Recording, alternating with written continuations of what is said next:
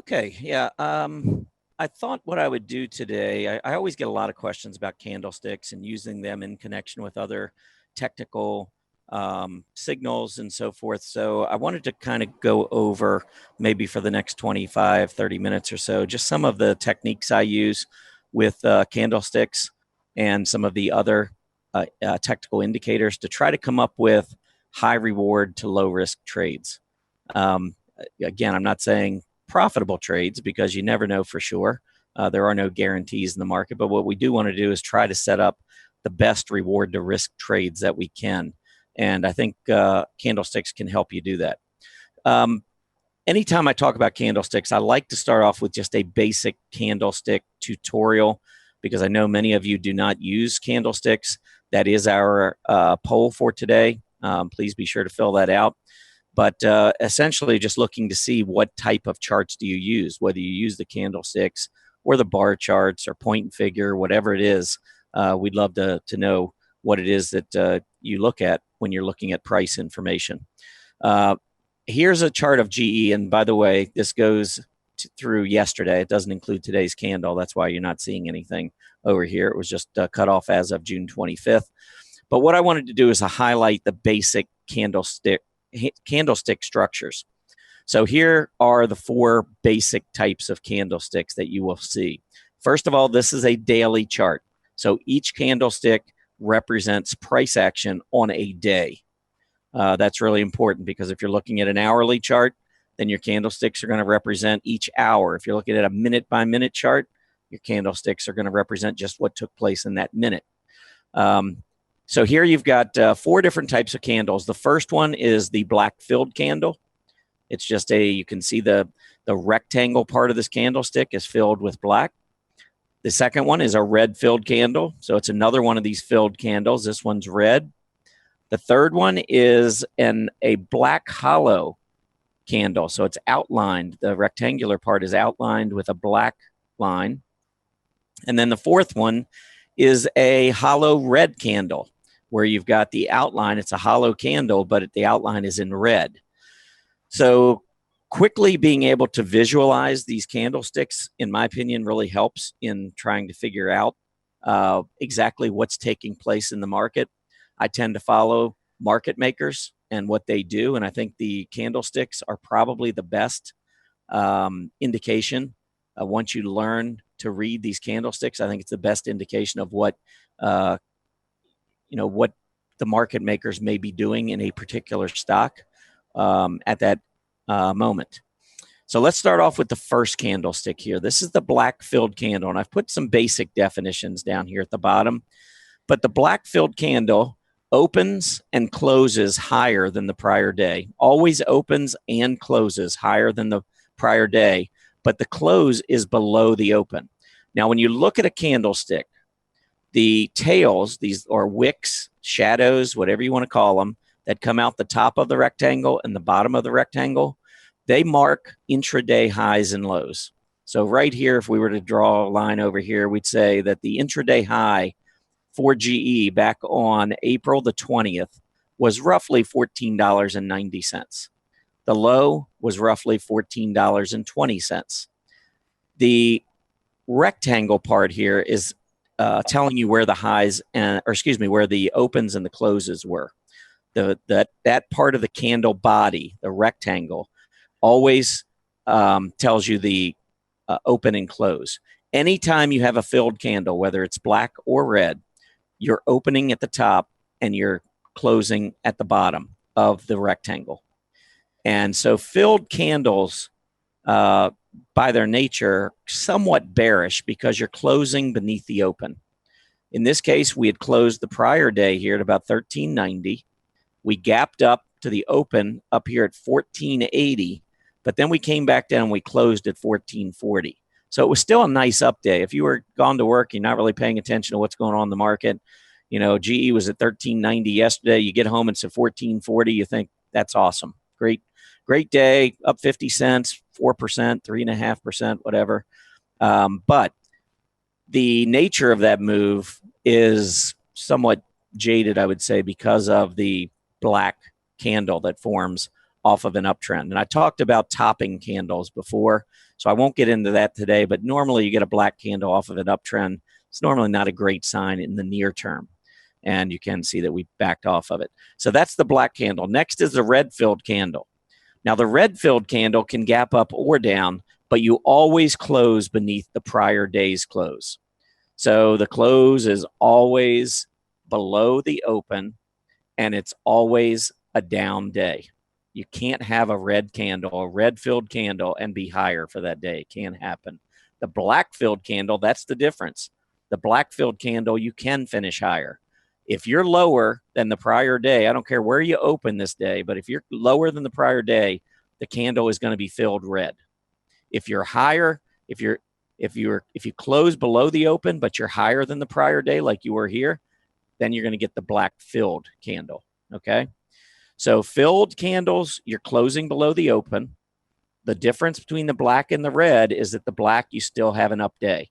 The red, you have a down day. Now we move on to the hollow black candle and the hollow red candle. Here is the hollow black candle. Here is the hollow red candle. Essentially, it's kind of flipped what we just talked about on these two. Why would one be black and one be red? Well, similar reasons to why these filled candles are black and red. On a black hollow candle, notice that we are closing up here at the top. Anytime you have a hollow candle, you're closing above the open. Even with a red hollow, you're closing above the open. Anytime you see a hollow candle, you're closing above the open. But was it an up day? In this case, back on April, this would have been what, April 4th? It was an up day. It closed above that prior day close. And as a result, it has a black outline. Over here on the red hollow candle, you actually closed a little bit below the prior day's close. So you finished in negative territory. So you closed above the open, but you were still down for the day. That is why you've got the red outline versus the black. Now, hollow candles tend to be a little bit more bullish.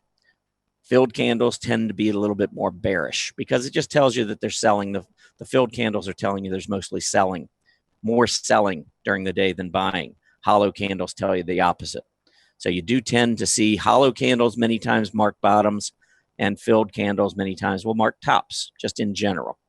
Now, there are a lot of different candlesticks. I focused before. I did a workshop, I don't know, probably a couple months ago on when to sell. And I focused a lot on reversing candlesticks at the top, like these shooting stars. So I'm not going to do that today.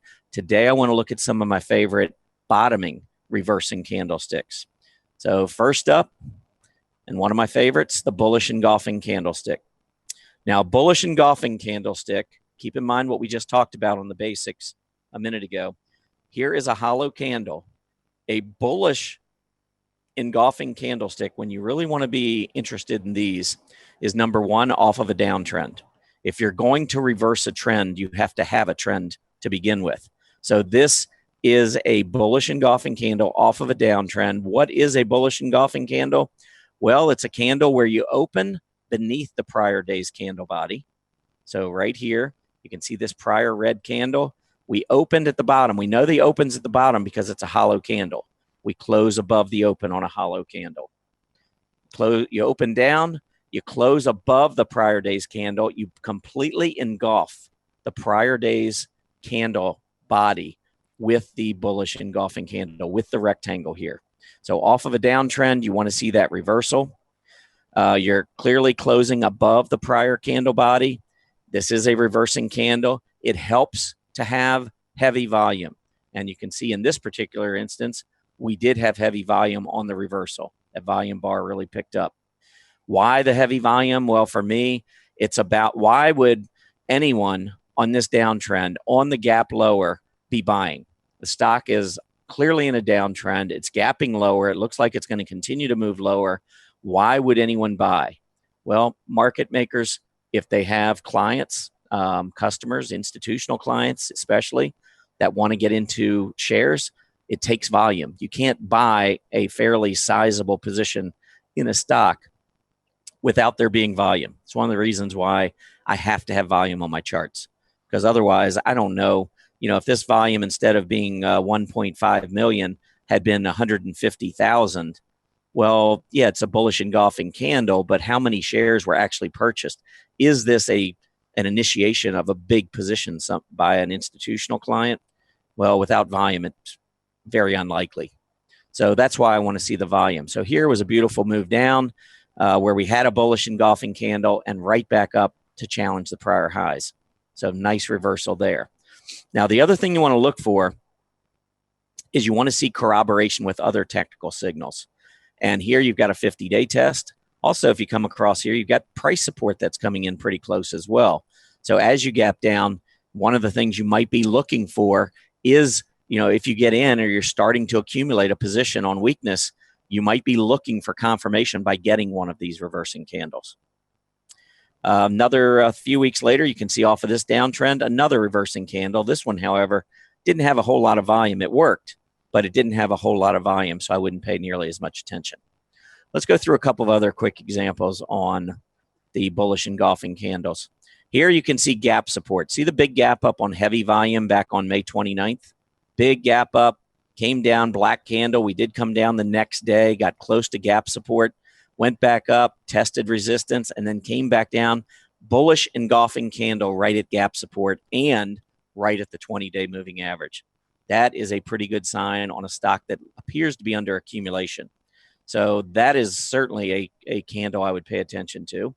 Anytime I test the 20-day moving average during an uptrend, I'm going to be somewhat interested in a stock, and you can see this one continues to perform extremely well. Next up, Mirati Therapeutics, MRTX. Here you can see off of a downtrend, major price support coming in here just above 25, about 25.5. We gapped lower. Look at the volume on this big reversal, bullish engulfing candle off of the downtrend. It started basically at price support just above it, and look at what that led to. Now, you don't know when you get these candles where you're going to go to the upside. I would still be looking at prior highs as maybe my target from a short-term trading perspective. But when you look at charts, a lot of times, and you see a big move to the upside, a lot of times it will coincide with a prior reversing candle. Denbury Resources. Look at this move to the upside. There was a topping candle. That's a dark cloud cover. Came all the way back down. Actually, two bullish candles back to back. I'll talk about hammers in a minute, but really we had a hammer on the 20-day and then a bullish engulfing right on the heels of it before making another push back to the upside. There's another example of a bullish engulfing candle. Next up, hammer. We just mentioned the hammer, so let's talk about it. First of all, a hammer follows a downtrend. Now, you might look at this and say, well, it only went down maybe 2 days after it reversed here. Think about it on a percentage basis, though. This stock was trading up at about 1530 intraday, and the day the hammer printed, it went down below 1350. So it was probably down about 14 or 15% in 2 days, and then prints the hammer on the 20-day moving average, also after testing price support. Now, it is up a little bit today, up about 1.6%, but this is definitely a reversing candle that I would be looking for off of a downtrend. So what is a hammer? Well, it follows a downtrend.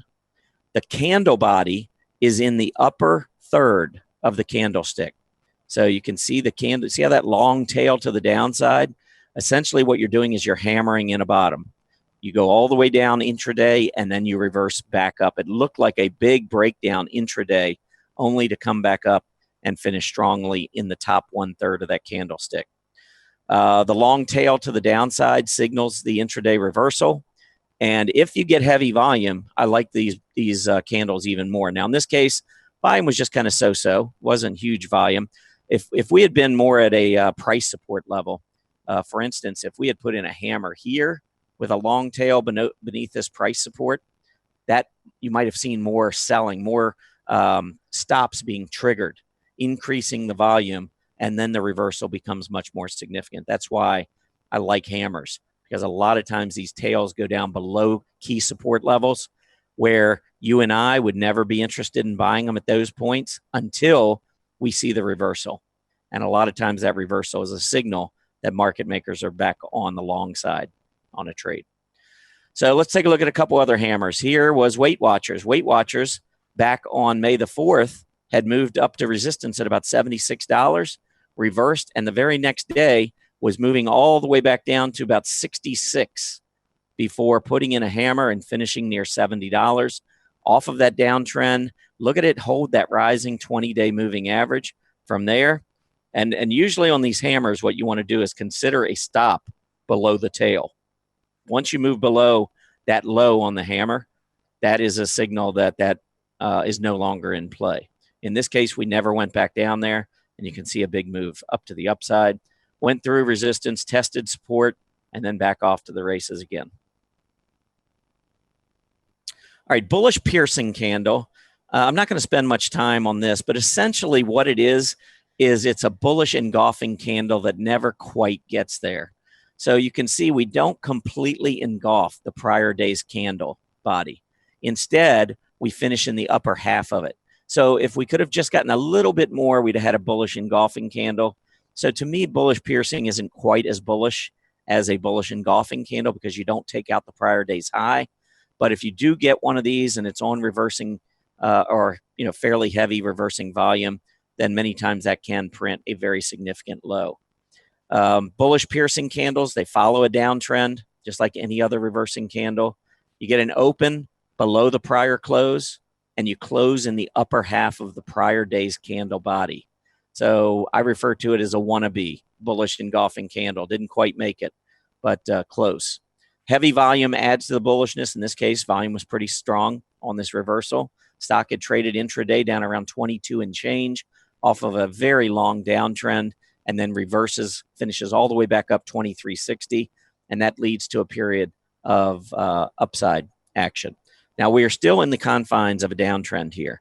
So when I see a reversing candle, I'm not thinking bull market. Reversing candle in a downtrending stock is not the same as a reversing candle in an uptrending stock, in my opinion.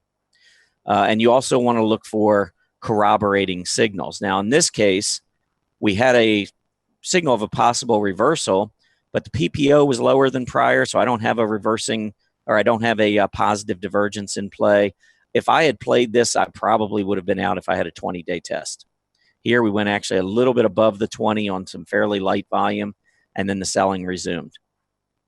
Now, on this selling, we did end up going down, putting in a lower low with a higher PPO. So that is just one way to kind of look at the action, not just the reversing candles, but also some of the other technical indicators that you like to follow. Next up, I'm going to go through a watch list. So we took a look at the basic candlesticks, looked at some of reversing candlesticks. Now I'm going to tell you how I approach the market.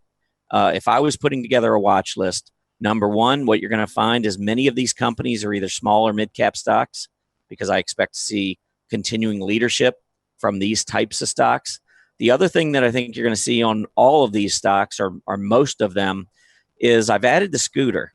And the scooter just gives us a general sense of how a stock's been performing relative to its peers.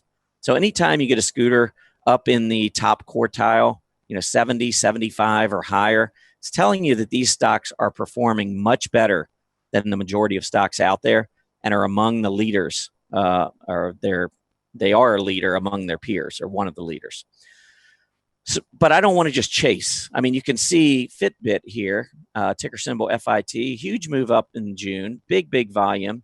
You can see it got very overbought. The RSI was up in the mid 80s. I don't like buying in that type of an environment, but it's pulled back over the last 2 weeks and is now getting a test to the 20-day. If I could get a hammer, something where I, show a big move intraday below the 20-day moving average, but then come back up and close above it, or maybe I gap down at the open beneath the 20 and then come back and print a bullish engulfing candle, then I think Fitbit becomes a potential trade candidate. I love the volume trends, love the scooter, love the PPO, which was rising on the most recent high.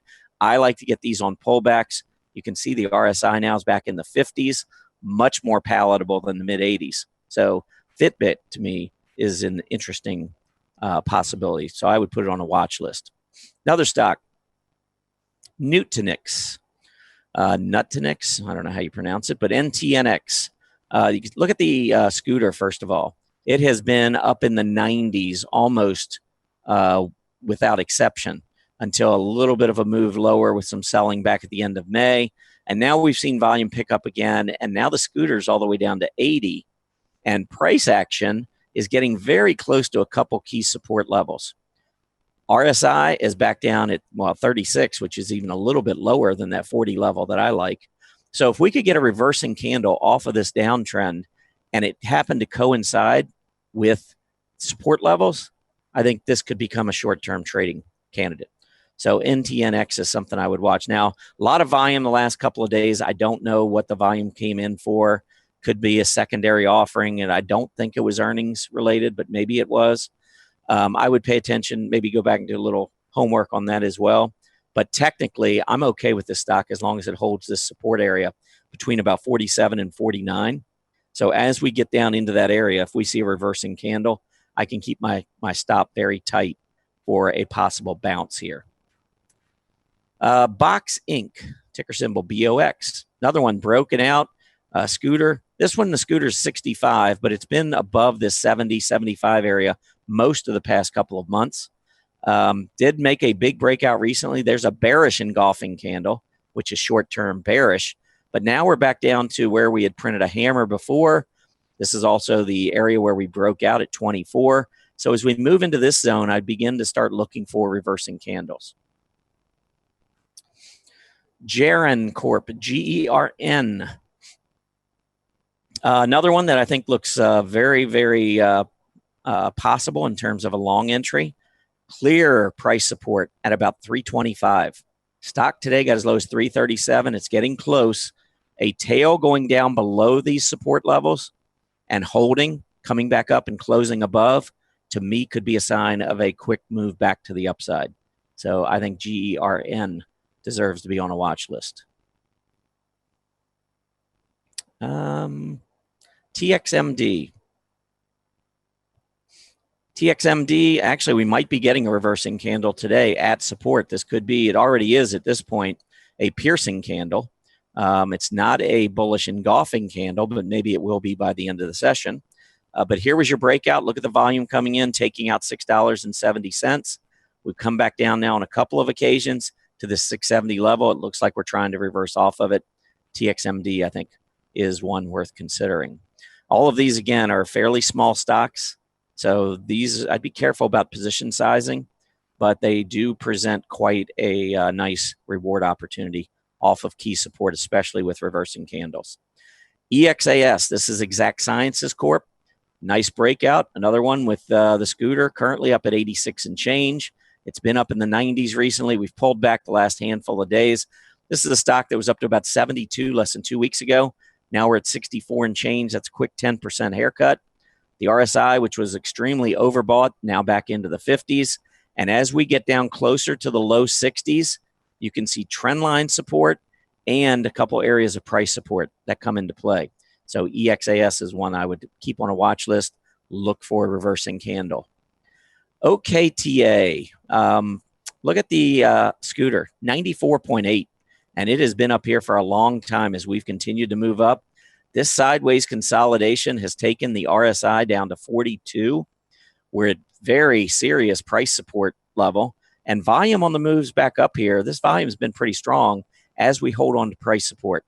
So if we could get an intraday move below, say, 47.50, looking like it's going to take out the prior lows, and then a reversal, come back in and close above, that could be a great sign for entry.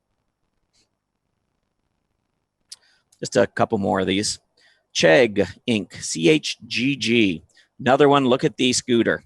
Hanging up in here in the 90s, 94.4 right now. Last 4 or 5 days, we've seen a little bit of selling on volume moving down. As we were moving higher, the PPO rolled over. Negative divergence. I look for a 50-day test when that happens. So a 50-day would be about 26. And if we connect these lows, trend line comes in above 25. So I think 25, 26 looks interesting. And as we get closer and closer to that level with a target up in the 29 to 30 level, you can see where a reversing candle as we get closer to support would make a lot of sense here. Twilio, TWLO, another one moving higher, great scooter. We did have a negative divergence, higher prices, lower PPO. Now we're below the 20. I think there's a chance we go back down here to the 50 to test. And we have a very important gap support level, top of gap support. When I get a candle looking like this on very heavy volume, I use the top of gap support as major support. So I think the 48 to 51 area here, I know we're at 56, but if we continue to see weakness here, it could set up a nice reward to risk trade on Twilio. Finally, last stock I have is GrubHub. Grub, been on a really difficult move to the downside. Stock was at 120 just about 10 days ago, and now we're back down at 103 and change. That's a pretty significant 14, 15% haircut. We got some initial price support that comes in around 100, and then I consider very, very significant support down around 92, 93. So for those who are a little bit more risk tolerant, as this stock moves down into the 100 or even into the mid 90s, I think this area becomes an accumulation zone.